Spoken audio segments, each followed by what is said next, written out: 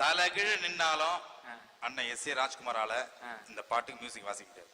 அதையும் இப்ப பாத்து கேரியா இங்கே நில்லு. நான் பாடுறத நீ கேட்டு அனுபவிக்கணும். நில்லு. நான் அனுபவிப்பேன். இந்த பாட்டுக்கு உங்களால டியூன் வாசிக்க முடியாது. ஓகே ஓகே, சைலண்டா கவனிங்க.